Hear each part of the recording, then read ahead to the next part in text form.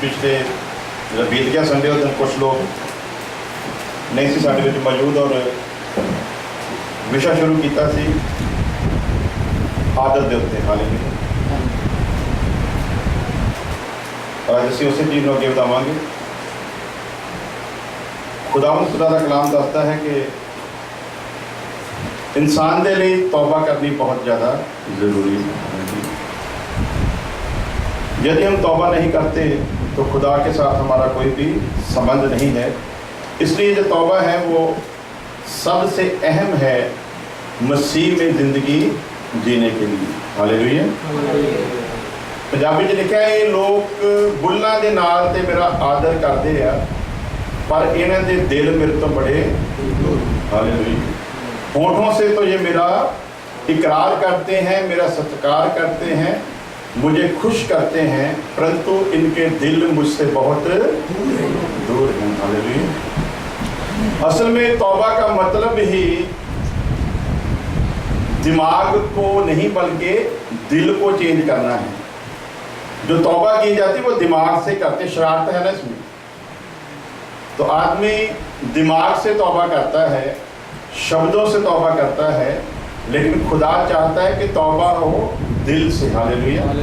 जितनी देर दिल से तौबा नहीं होती उतनी देर तौबा का कोई भी लाभ नहीं है, वो सिर्फ शब्दों से संबंध रखती है।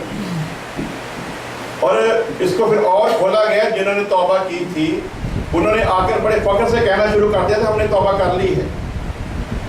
तो यीशु मसीह ने फिर उनसे कहा, और कलाम भी कहता है, यदि तुमने तौबा की है तो तौबा के लायक फल भी दो। हालेलुया। यदि तौबा की होगी तो वो फलों से नजर आएगी। यदि फल नहीं है तो फिर तौबा सिर्फ शब्दों की थी, और शब्दों की तौबा इंसान को कभी भी दुल्हन नहीं बनने देगी।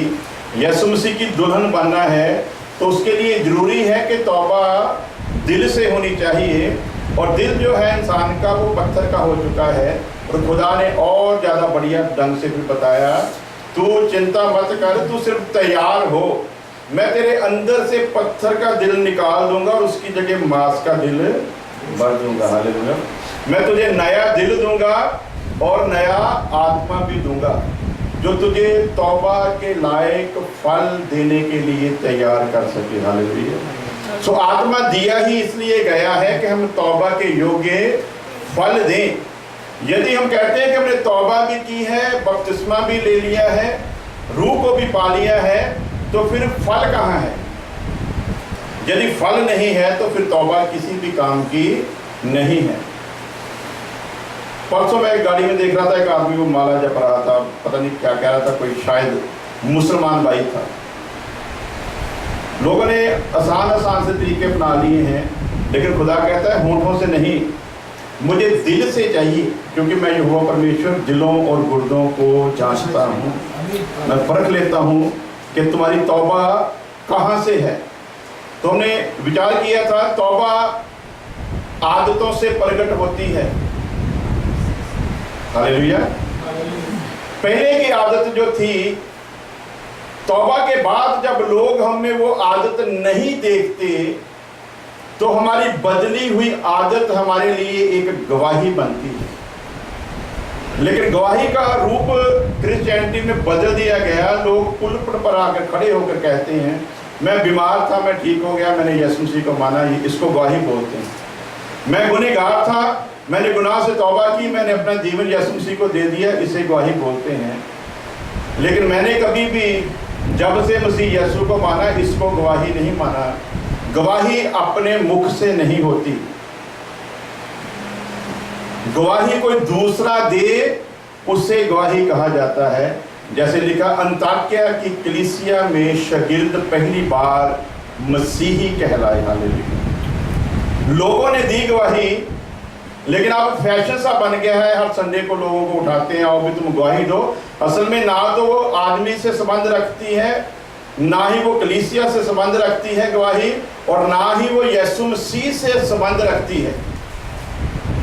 मेरी जिंदगी का प्रैक्टिकल है, किसी भी चर्च में गवाही होती है तो खादिम का अपना एक मकसद होता है कि जब तू गवाही दे तो कहना इकबाल गिल ने मेरे लिए दुआ की थी और प्रभु ने मुझे, पहले किसका नाम आएगा? सभी बोलो, पहले किसका? पहले इकबाल गिल का नाम आएगा, फिर प्रभु यीशु मसीह का नाम। यीशु मसीह का नाम लेना तो मजबूरी बन जाता है। अगर खादम का बस चले तो वो यीशु मसीह का नाम भी ना लेने दे, लेकिन मजबूरी है क्योंकि वो समझता है खुदा मुझसे बड़ा है, इसलिए वो कहता है कि बाद में कह देना। आज मैं गवाही पढ़ रहा था एक अखबार में, हमारा एक अजीज है, उसमें एक बहन ने गवाही दी है, उसमें कहीं यीशु मसीह का नाम नहीं, साथ ही लिखा है कि मैं पास्टर साहब की बड़ी शुक्रगुजार हूँ। किसकी शुक्रगुजार? पास्टर साहब की मैं बड़ी शुक्रगुजार हूँ, जिनकी दुआ से प्रभु ने नहीं, जिनकी दुआ से मुझे नई जिंदगी मिली। यीशु मसीह का पूरी गवाही में कहीं भी कोई नाम नहीं है। तो मैं कहता हूँ कि ये तो बस चले तो यीशु मसीह का नाम हो ही ना, इंसान अपना ही नाम पेश करे। आदत चेंज होगी, लोगों को पता चलेगा। सूरज जब उदय होता है तो वो शोर नहीं मचाता कि देखो मैं चढ़ आया। उसकी किरणें जब रोशनी लेकर आती हैं तो लोगों को पता चल जाता है कि सूरज जो है वो उदय हो चुका है। धर्मी भी जब प्रकाश में होता है, धर्मी का भी जब नूर चमकता है तो लोगों को पता चल जाता है कि किसी धर्मी ने अपनी जिंदगी में कुछ किया है। इसलिए शोर मचाने से जिंदगी बदलती नहीं, लेकिन आज शोर ज़्यादा है, काम कम है। और बहुत ज़बरदस्त एक लाइन है बाइबल में, सुलेमान ने जब हैकल को बनाना शुरू किया, परमेश्वर के उस मंदिर को जब सुलेमान बादशाह ने बनाना शुरू किया, तो वहां पर खुदा ने एक कंडीशन रखी थी पक्की, एक बहुत सख्त हुक्म था जब हैकल को बनाया गया। कोई बता सकता है कौन सा हुक्म था? कोई पेशी गाड़ी कुछ नहीं खड़का नहीं। जब खुदा का मंदिर बने तो शोर नहीं होना चाहिए, किसी भी चीज की आवाज नहीं होनी चाहिए। पंजाबी में लिखा सीधा खड़ाक नहीं होना चाहिए। हालेलुया। दुनिया में आज तक ऐसी कोई भी बिल्डिंग नहीं बनी जहां पर खड़ाक ना हुआ हो। और वो बिल्डिंग जो बनी थी जिसे सुलेमान की हैकल का नाम दिया गया था, जो परमेश्वर की हैकल थी, लेकिन लिखत में लिखा गया सुलेमान की हैकल, यानी कि सुलेमान द्वारा बनाई गई हैकल। उस हैकल की खासियत थी कि जब वो बनी पूरी की पूरी कंप्लीट हो गई, लेकिन वहां किसी किस्म की कोई आवाज नहीं आई। हालेलुया। उसका मटेरियल किसी और जगह पर तैयार होता था। उसको बनाने में भी एक और खासियत थी, उसको बनाने में सुलेमान बादशाह ने अपनी अकल से किसी भी कारीगर को नहीं लगाया था। खुदा ने कहा था कारीगर भी तुझे मैं ही दूंगा, मैं मसा करूंगा। किसने सोने का काम करना है, किसने लकड़ी का काम करना है, किसने नकाशी का काम करना है, जो भी कुछ करना है उन सारे कारीगरों को भी मैं ही तुझे दूंगा। जो मटेरियल लगाना है वो भी मैं ही तुझे बताऊंगा, कहां कहां पर कौन कौन सी चीज फिट करनी है। और पूरी की पूरी जो हैकल थी बिना आवाज के कंप्लीट हुई थी। आज बाइबल बताती है कि उस वक्त वो सुलेमान ने जो मंदिर बनाया उसके लिए हुक्म था, लेकिन अभी सीधा लिखा गया परमेश्वर की हैकल तुम हो, परमेश्वर का मंदिर तुम हो। हालेलुया। अब इस मंदिर के लिए भी वही कानून है। वो जिस्म में थे, ये रूह में है, ज्यादा आवाज नहीं होनी चाहिए।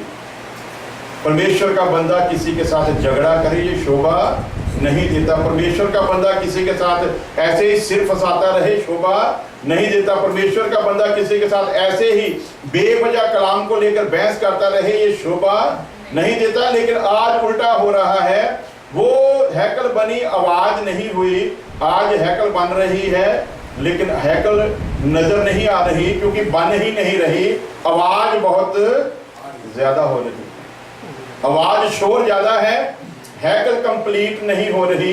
इसकी वजह यही है कि हुक्म के अनुसार नहीं, इंसान अपनी आदत से बाज आना नहीं चाहता। Praise the Lord. हालेलुया। आदत के ऊपर मैं कभी कभी बोलता हूँ, हम लोग अमेरिका में आए हैं, यहाँ पर आकर हमने अमेरिका के लोगों की बहुत सारी आदतों को अपने अंदर लिया है। लेकिन अपनी आदत पर उन लोगों को चलाना हमने वाजिब, अपनी आदत पर चलाना वाजिब नहीं समझा। यहां पर आकर हमारे कपड़े पहनने का ढंग बदल गया, हमारा रिश्तेदारों के साथ बात करने का अंदाज बदल गया, हमारा यारा दोस्तों से मिलने का अंदाज बदल गया। जैसे जैसे सेल्फिश लोग यहाँ के थे, हमने अपनी अच्छी आदतों को छोड़कर उनकी बुरी आदतों को अपनाना वाजिब समझा, जबकि खुदा का कलाम ये कहता है तू जहां भी जाए, तेरा बैठना, तेरा उठना, तेरा बात करना, तेरा कपड़े पहनना, तेरा खाना पीना, हर चीज दूसरे के इंसान के ऊपर एक गवाही बननी चाहिए। हालेलुया। इसलिए अस्तर की किताब में लिखा, उन्होंने कहा बादशाह तेरे इस देश में एक कौम ऐसी है जो गुलाम करके लाई गई है। हालेलुया। आप लोग तो गुलाम करके नहीं लाए गए हो। Praise the Lord. तो यहाँ पर अगर हम कह देते हैं कि जैसे गंदे गंदे कपड़े यहाँ के लोग पहनते हैं, आप लोग ना पहने, तो वो कहते हैं अभी बच्चों को कैसे समझाएं, जैसा देश वैसा देश। बस यही कहकर बात को खत्म कर देते हैं। लेकिन बाइबल गवाह है, उस वक्त भी और आज भी यहूदियों ने कभी भी अपना कल्चर नहीं बदला। हालेलुया। Praise the Lord. उस वक्त भी नहीं बदला, आज भी नहीं बदला। जैसे उस वक्त थे वैसे ही आज भी हैं। जैसा रहन सहन उनका उस वक्त था वैसा ही आज भी है। जो कानून उस वक्त थे वो कानून आज भी हैं। और उन्होंने बादशाह से जाकर कहा तेरे यहाँ एक उम्मत ऐसी है, एक कौम ऐसी जो गुलाम करके लाई गई है। और गवाही क्या दी, उन लोगों का सारा जो मिलने का ढंग है, जो बातचीत करने का ढंग है, जो उठने बैठने का ढंग है, जो कपड़े पहनने का ढंग है, जो रहने सहने का ढंग है, सारे का सारा हम सब लोगों से अलग है। हालेलुया। Praise the Lord. हम लोगों ने फटाफट कांटे छुरियां लेकर खाना शुरू कर दिया। इन लोगों को हाथ से खिलाने की आदत नहीं हम लोग डाल सकते। Praise the Lord. इन लोगों के कपड़ों को हमने फटाफट कबूल कर लिया। अपने ढंग के कपड़े इन लोगों को नहीं पहना सके। काश इस देश में एक ऐसी कलीसिया स्थापित की जाती जिसके बारे में ये अमेरिकन लोग कहते, लोगों में गवाही देते, एक चर्च ऐसा है जहां के लोगों का हर अंदाज ही अलग है। हालेलुया। लेकिन हम लोगों ने तो अपनी आदत अपने ढंग से बना ली है। हम अपनी आदत जो बुरी है उसे तो नहीं बदलना चाहते, लेकिन जो अच्छी है उसे फटाफट छोड़ने के लिए तैयार हो जाते हैं। दूसरों की आदत को जल्दी जल्दी अपना लेते हैं, लेकिन अपनी आदत को उनमें डालना नहीं चाहते। अच्छी आदत जो है वो हर जगह पर गवाही बनती है। अच्छी आदत जो है वो लोगों में एक गवाही इस ढंग से बनती है कि लोगों को मजबूर कर देती है उस तरफ आने के लिए। इसलिए पौलुस ने लिखा तुम्हारा चाल चलन ऐसा हो, तुम्हारी जिंदगी का ढंग ऐसा हो कि लोग तुम्हारी जिंदगी को देखकर यीशु मसीह पर ईमान लाएं। हालेलुया। लेकिन हम लोग कहते तौबा की है हम लोगों ने। कभी कहीं भी जाकर आप पूछ रहे हैं तौबा की, सभी लोग हाथ खड़ा कर देंगे, बड़ा हाँ जी हमने सभी ने तौबा की है। लेकिन खुदा क्या कहता है, मुझे तेरी तौबा से मतलब नहीं जो तूने होठों से की है। मुझे तो यदि तू कहता है कि तूने तौबा की है तो मुझे उसका फल चाहिए। और यीशु मसीह ने कहा याद रखना तुम अपने शब्दों ही से धर्मी और शब्दों ही से अधर्मी ठहराए जाओगे। जो तुम कहते हो, आज तुम कहते हो ना मैंने तौबा की है, तुम खुद ही फंस गए। इससे अच्छा है कह दो कि अभी मैंने तौबा नहीं की, तो तू बच जाएगा। तेरे पास बचने का एक रास्ता होगा, एक सवाल होगा, एक जवाब होगा कि तू तो कहता था कि तूने तौबा नहीं की, लेकिन जब तू कहता है कि तूने तौबा की है पर फल नहीं देता, तो तू अपने ही शब्दों में फंस जाएगा। और तेरे शब्द ही, मैं तुझे दोषी ना ठहराऊंगा, बल्कि तेरे मुंह से निकले हुए तेरे शब्द ही तुझे गुनहगार ठहरा देंगे। तो आदत को बदलना है हमने, और आदत को इस ढंग से बदलना है कि आदत हमारी बदली हुई लोगों में एक गवाही बने और लोग कहें कि सचमुच इनमें कुछ नया हमको नजर आया। पहली आदत हमारी और तरह की थी जब हमने तौबा नहीं की थी, लेकिन तौबा करने के बाद जो है आदत, वो बाइबल की आदत को लेना है हमने। और यदि वो आदत हमें नहीं आती तो फिर हम ये नहीं कह सकते कि हम लोग मसीही हैं। तो आइए वर्ष पढ़ेंगे हम जल्दी जल्दी से।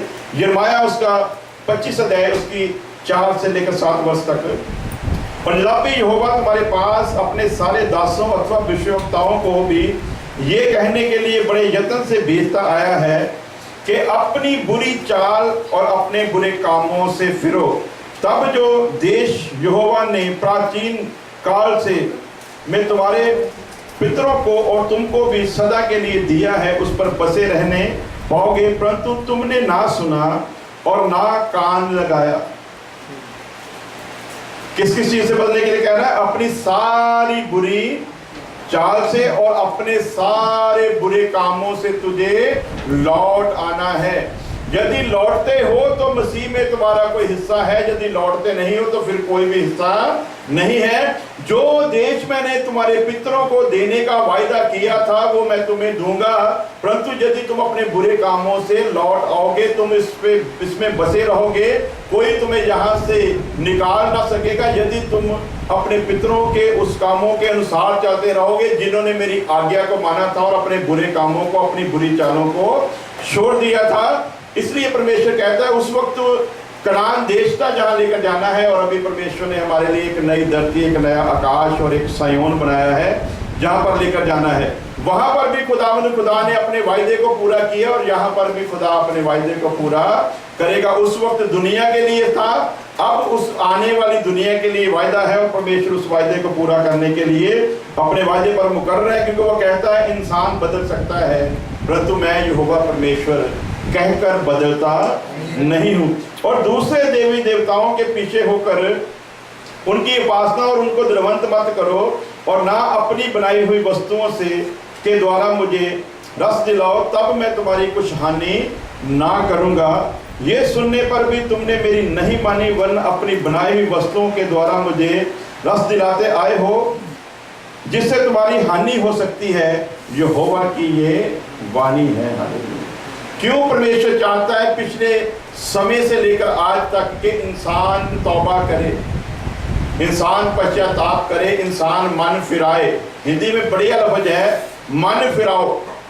तौबा का मतलब ही मन फिराना है। अगर मन नहीं फिराते तो तौबा किसी भी काम की नहीं है। तौबा का मतलब ही माइंड को चेंज करना है। जितनी देर माइंड चेंज नहीं होता उतनी देर की गई तौबा किसी भी काम की नहीं है। जब माइंड चेंज होगा तब हमारा सारा स्वभाव जो है वो बदल जाएगा, तब हमारी सारी की सारी आदतें हैं जो बदल जाएंगी, क्योंकि हर चीज का संबंध जो है वो मन से ही है। इसलिए लिखा है एक जगह, मन बहुत चंचल है, दिल सारिया चीज़ां दे नालों धोखेबाज है ते खुज के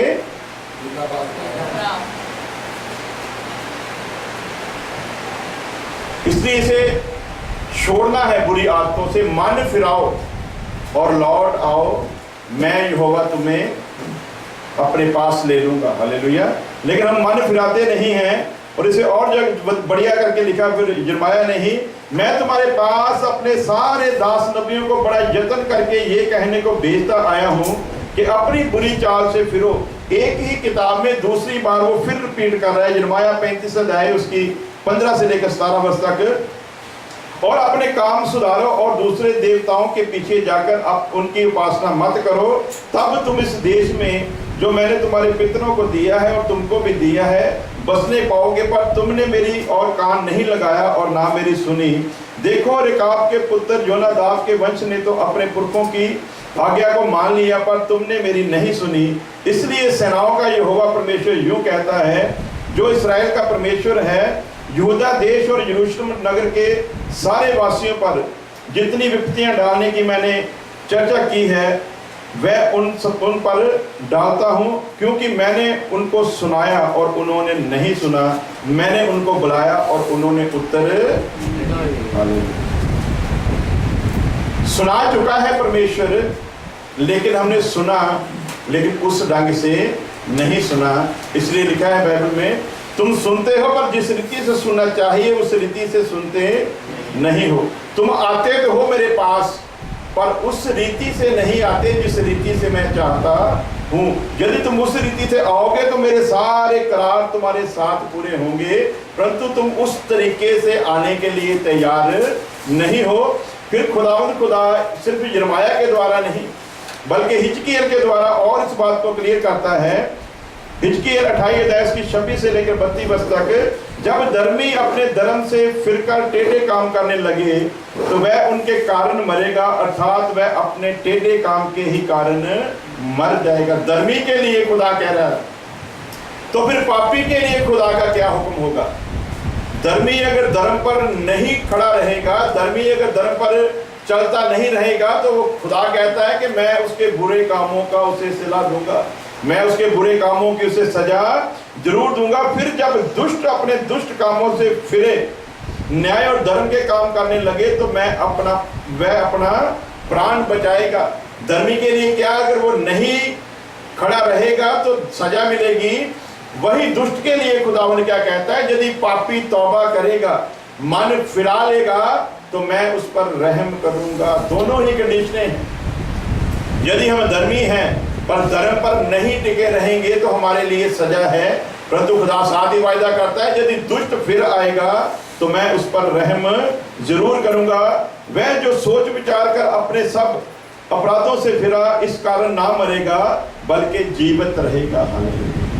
तौबा करो ते मुड़ आओ ता जो ਤੁਹਾਡੇ पाप मिटाए जान ते परमेश्वर दे हजूरों सुख दे।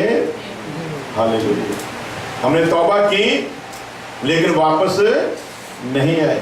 संडे को यही मैसेज था, तौबा की है लेकिन वापस नहीं आए। लेकिन खुदा क्या कहता है, तौबा करो और वापस आ जाओ ताकि तुम्हारे पाप मिटाए जाएं। हमने तौबा की लेकिन वापस नहीं आए, इसलिए पाप वैसे के वैसे ही खड़े हैं, पाप मिटाए नहीं गए। यदि तौबा की है तो पाप नहीं मिटाए जाएंगे, तौबा करके वापस आएंगे तो पाप मिटाए जाएंगे। जैसा हमने रेफरेंस देखा था, उजाड़ू पुत्र ने तौबा की, अब तौबा करके वहीं बैठा रहता तो कभी पिता से गले ना लगाता, कभी उसे पिता के घर में प्रवेश ना मिलता। यदि वो तौबा करके वहीं का वही रहता, लेकिन उसने तौबा की, तौबा के साथ साथ उसने काम भी किया। अब हमने भी तौबा की है लेकिन खड़े वहीं के वहीं हैं, वापस लौट के नहीं आए। जो काम तौबा से पहले करते थे वही काम तौबा के बाद भी किए जा रहे हैं। वापस लौटने का हमने फैसला नहीं किया। लेकिन उस बेटे ने क्या कहा, मैं अपने बाप के पास जाऊंगा, उसे कहूंगा, ए बाप, मैंने तुम्हारे विरुद्ध और आसमानी बादशाह के विरुद्ध गुनाह किया है। तुम्हारे विरुद्ध इसलिए कि मैंने तुमसे हिस्सा लिया और चला गया, आसमानी बादशाह के विरुद्ध इसलिए क्योंकि परमेश्वर का हुक्म था, तो अपने माँ बाप का आदर करेगा तो इस जमीन पर मैं तेरी उम्र को दराज करूंगा। हालेलुया। तू अपने माँ बाप का आदर करेगा, मैं तेरी उम्र को बढ़ाऊंगा। और इसका यदि हम दूसरी पहलू देखें, जो खुदा ये कहता है कि यदि आदर करेगा तो मैं बढ़ाऊंगा, उसके साथ दूसरा शब्द फिर ये है, यदि तू आदर नहीं करेगा तो मैं यहोवा परमेश्वर जो बढ़ाना जानता हूं वो घटाना भी। हालेलुया। तो कुछ लोगों का मानना है कि सब कुछ पहले ही लिखा हुआ है, जो खुदा की योजना है वो पहले ही लिखी हुई है। इंसान का जन्मदिन और उसका मरण दिन पहले से निर्धारित है, क्योंकि एग्जाम्पल देते हैं, जब कोई मेडिसिन बनाई जाती है उस पर डेट ऑफ इशू और डेट ऑफ एक्सपायर लिख दिया जाता है। दुनिया के हिसाब से उस दवाई के लिए ऐसी कंडीशन हो सकती है, लेकिन खुदा का कलाम क्या कहता है, बेशक सब कुछ पहले से निर्धारित है, सब कुछ पहले से उसने एक जन्म का दिन, एक मरण का दिन ठहराया हुआ है, इसमें कोई शक नहीं। लेकिन यहोवा परमेश्वर जिसके बारे में लिखा, वो अपनी मर्जी का मालिक है। कौन उससे विवाद करेगा, कौन उससे झगड़ा करेगा? वो चाहे तो घटा भी सकता है, वो चाहे तो बढ़ा भी सकता है। हालेलुया। इसलिए हम देखते हैं हिजकिय्याह बादशाह ने कहा, खुदावंद खुदा, मैं तेरे बीच में बहुत अच्छा चला हूं, क्या तू अब मुझे बीमारी में ही मार देगा? असल में उसका कारण ये था, उसके दुआ के पीछे एक ही कारण था कि मैं तेरे बीच सीधा चला हूं, तूने मारना है ठीक है मार देना, पर लोगों में मुझे शर्मनाक मौत मत दे, क्योंकि लोग बाद में बातें करेंगे यदि हिजकिय्याह अच्छा इंसान था तो इतनी बुरी बीमारी से क्यों मर गया। इसलिए उसकी दुआ थी कि तू मुझे एक बार मौका दे, एक बार मुझे इस बीमारी से चंगा कर दे, फिर बेशक तू मार देना। जिसके हाथ संदेश भेजा था, लिखा अभी वो उसके घर से आंगन से बाहर नहीं गया था। और खुदा ने फिर उसे कहा, जा हिजकिय्याह से कह दे तेरी उम्र के 15 साल जो है वो बढ़ा दे। जो बढ़ा सकता है वो घटा भी सकता है। और आज तो काम ही उल्टा है, क्योंकि लोगों को तौबा के बारे में अभी ज्ञान ही नहीं कि तौबा कहते किसे हैं। सिर्फ बातों से, लफ्जों से तौबा भी जल्दी जल्दी करवा देते हैं ना। खादिम लोगों को भी जल्दी जल्दी होती है, क्योंकि उन्होंने भी आगे जाकर गवाही देनी होती है कि फलानी जगह पर हम लोग गए थे, 10,000 लोग थे, 5,000 लोगों ने तौबा की है, 5,000 लोगों को हमने सेव कर दिया है। अभी तो तू खुद ही सेव नहीं है, तो 5,000 लोग तो क्या खाते, कैसे सेव कर लोगे? सेव का तो तुझे पता है, तूने तौबा उसी प्रकार करवाई है जैसे लिखा है, इन लोगों के दिल मुझसे दूर हैं, ये सिर्फ होठों से मेरा इकरार करते हैं, जो होठों से तौबा करते हैं। दिल जो है वो बहुत दूर है, क्योंकि दिल अभी तक इसी जहान के साथ लगे हुए हैं, इसी के साथ हैं। तो नबी जो उसकी मौत का मैसेज लेकर आया था, दुआ हिजकिय्याह ने की है, लेकिन जवाब हिजकिय्याह को नहीं दिया गया। खुदा कभी भी अपने लोगों को झूठा नहीं बनने देता। अगर खुदा सीधा हिजकिय्याह को कह देता कि जा तेरे 15 साल बढ़ा दिए, तो उसकी नजर में वो नबी तुच्छ हो जाना था। उसने कहा तूने तो कह दिया था, पर देख मैं तुझसे कहीं आगे हूं, मैंने खुदा से बात की, खुदा ने मेरी उम्र को बढ़ा दिया। खुदा ने सीधी बात नहीं की, फिर अपने ही बंदे से कहा कि जा उससे कह दे तेरी उम्र के 15 साल बढ़ा दिए गए हैं। हालेलुया। आज तौबा करने वालों को पता नहीं कि आगे कंडीशनें क्या है। तौबा जब करनी है तो तौबा के योग्य फिर हमने फल देना है, उसी के अनुसार फिर हमने सारे काम करने हैं। यदि तौबा के अनुसार काम करेंगे तो तौबा का कोई वैल्यू है, उसकी कोई फायदा है, अदरवाइज तौबा की हुई किसी भी काम की नहीं है। इसलिए खुदा जब अपने बंदों से कहता है, यहाँ पर हमने पढ़ा कि मैंने अपने भविष्यवक्ताओं से, नबियों से तुम सबके पास ये मैसेज भेजा है, अपने बुरे कामों से लौट आओ तो मैं तुम्हें गले लगा दूंगा। और हिजकिय्याह इसको बहुत और बढ़िया लिखता है, वह जो सोच विचार कर अपने सब अपराधों से फिरा, इस कारण ना मरेगा जीवित रहेगा। तो भी इस्राएल का घराना कहता है कि हमने कहता है कि प्रभु की गति एक सी नहीं है। इस्राएल के घराना, क्या मेरी गति एक सी नहीं है? क्या तुम्हारी ही गति अनुचित है? परमेश्वर से वो कहते थे तुम्हारा जो विचार है, यहाँ जो ट्रांसलेशन है वो इतनी बढ़िया नहीं है, तुम्हारा जो विचार है, तुम्हारा जो स्टाइल है वो एक सा नहीं सभी लोगों के लिए। लेकिन खुदा कहता है तुम्हारा जो सोचना गलत है, मेरा विचार सभी के लिए एक सा है। मैं नहीं चाहता कोई भी इंसान नाश हो। मेरा धर्मी के लिए भी वैसा ही विचार है, मैं नहीं चाहता कोई धर्मी अपने धर्म से हट जाए। मेरा दुष्ट के लिए भी वैसा ही विचार है, कोई गुनहगार अपने गुनाह में मरने ना पाए। मेरा विचार हर एक इंसान के लिए हमेशा एक था और एक है। परंतु यहोवा की ये वाणी है, ए इस्राएल के घराने, मैं तुमसे हर एक मनुष्य का न्याय उसकी चाल चलन के अनुसार ही करूंगा। पश्चाताप करो, अपने सब अपराधों को छोड़ो, तभी तुम्हारा अधर्म तुम्हारे ठोकर खाने के कारण ना होगा। अपने सब अपराधों को जो तुमने किए दूर करो, अपना मन और अपनी आत्मा बदल डालो। हे इस्राएल के घराने, तुम क्यों मरो? क्योंकि प्रभु यहोवा की ये वाणी है, जो मरे उसके मरने से मैं प्रसन्न नहीं होता। इसलिए पश्चाताप करो, तभी तुम जीवित रहने पाओगे। हालेलुया। ये तो परमेश्वर ने क्लियर कर दिया कि मुझे किसी भी गुनहगार के मरने में कोई भी खुशी नहीं है। लेकिन जितनी देर तौबा का हमें अर्थ नहीं पता चलता, उतनी देर तौबा का कोई भी फायदा नहीं। आज हम देखते हैं सभी लोग कहते हैं तौबा की, सब लोग कहते हैं कि तौबा की है। और जब ये 4 तस्वीरें हम उनके सामने रखते हैं, तो जहां पर जब आकर रुकते हैं तो हर इंसान फिर यही कह देता है, चाहे वो खिदमतगार, चाहे वो पास्टर हो, चाहे वो बिशप हो, चाहे उसके पास डॉक्टर की पदवी हो, जब उसे हम इस स्थान पर ले आते हैं तो वो फिर सोच विचार में पड़ जाता है और एक दम उसके मुंह से निकलता है, इसका मतलब फिर हम लोग गलत ही थे। तो हमसे क्यों पूछते हो भाई? अपने विवेक से पूछो। तुझे कॉन्शियस, तुझे जमीर खुदावंद खुदा ने इसीलिए दिया है, तेरा जमीर ही तुझे बताता है कि तू कहां पर खड़ा है।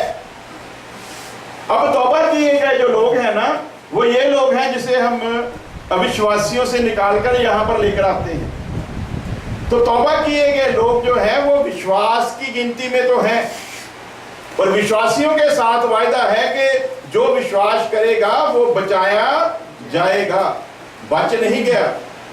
जो विश्वास करेगा वो बचाया जाएगा, जो ईमान लाएगा वो बचाया जाएगा, लेकिन बचा नहीं है। जो विश्वास करेगा उसके लिए आगे के हुक्म हैं, और जब उस हुक्म के ऊपर लाते हैं तो फिर कहते हैं ऐसा कौन हो सकता है। तो यदि ऐसा हो नहीं सकता तो क्या तुम अंधेरे में ही दौड़ रहे हो? यदि ऐसा बन ही नहीं सकते तो फिर मसीह के पास आए ही क्यों हो? क्योंकि वो कहता है पवित्र बनो जैसे तुम्हारा बुलाने वाला पवित्र है। कैसा पवित्र बनना जी? समझाने वाला पवित्र। तो बुलाने वाला कैसा पवित्र है? पाकीज़ा, पाक। आओ मुकद्दस और पाक बनो जैसे बुलाने वाला पाक है। हालेलुया। तो बुलाने वाले की पवित्रताई के बारे में जिन जिन को ज्ञान हुआ उन्होंने अपना मुंह ही बंद कर लिया। Praise the Lord. हमारे हिंदुत्व में एक बहुत बड़ा ब्रह्म ऋषि हुआ। हिंदुओं ने तो उसे कबूल नहीं किया, क्योंकि जब हिंदुओं की दुखती नब्ज को उसने पकड़ा तो उन्होंने उसे देश निकाला दे दिया। सच किसी भी प्रकार का हो, जब कोई आता है सच को लेकर तो विरोध होता है। बेशक उसका निजात के साथ कोई संबंध था या नहीं वो अलग बात है, लेकिन जिस मिशन को लेकर वो आया था, जब उसने उनको झंझोड़ा तो उन्होंने उसे देश निकाला दे दिया। अपनी तरफ से तो उन्होंने काम बंद कर दिया, लेकिन दुनिया में तीसरे नंबर का जो मजहब है उस आदमी के द्वारा खड़ा हुआ। और जब हम देखते हैं कि सबसे ऊपर क्रिश्चियन, उसके बाद दूसरे नंबर पर मुसलमान और तीसरे नंबर पर बौद्धिस्ट धर्म आता है।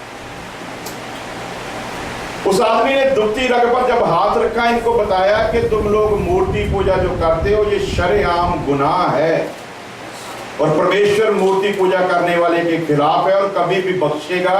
अब हिंदुओं का तो सारा सिस्टम ही मूर्ति पूजा के ऊपर टिका हुआ था, तो उन्होंने उसे कबूल नहीं किया, उसे निकाल दिया। लेकिन सच जो है वो ना कभी मरा और ना कभी मर सकता है। इसलिए ये सच्चाई है। विश्वासी जो विश्वास में आता है वो पहली सीढ़ी है। विश्वासी कामल होगा जब शागिर्द बन जाएगा, तब वो स्वर्ग की बादशाहत में दाखिल होगा। यदि वो विश्वासी ही रहेगा तो कभी स्वर्ग की बादशाहत में दाखिल ना होने पाएगा। ईमानदार के लिए हुक्म है कि तूने डिसाइपल बनना है, तूने शागिर्द बनना है। जब शागिर्द बन जाएगा तब वो, जब कामिल होगा तब वो बादशाहत में दाखिल हो सकता है। ये सिर्फ बुद्धिस्ट के साथ ही नहीं हुआ। आप देखो, अभी मुसलमानों की कोई भी कवाली सुनोगे तो उसमें आपको बुल्ले शाह ही नजर आएगा।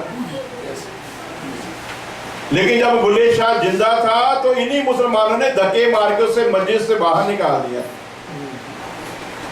बोलते थे काफिर है, तू अल्लाह के खिलाफ बोलता है, तू इस काबिल नहीं कि तू मस्जिद के अंदर आए, तेरे आने से मस्जिद अपवित्र होती है।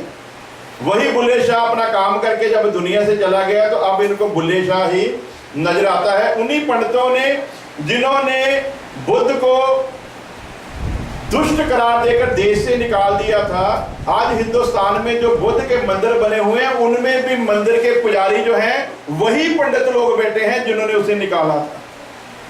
क्योंकि रोटी पानी जो है वो बढ़िया चला हुआ है, खाने पीने का बंदोबस्त बढ़िया हो गया है। वही काम ऐसे ही होते आ रहे हैं। जब सच पेश किया जाता है तो लोग कांप उठते हैं। सच ये है कि तौबा जिसने की है उससे फल देना है खुदा के लिए। और फिर खुदा का कलाम कहता है यदि फल नहीं देता तो सीधा लिखा है कुल्हाड़ा जो है वो जड़ के ऊपर रखा हुआ है। यदि फल देगा तो ठीक, यदि नहीं देगा तो काट दिया जाएगा। Praise the Lord.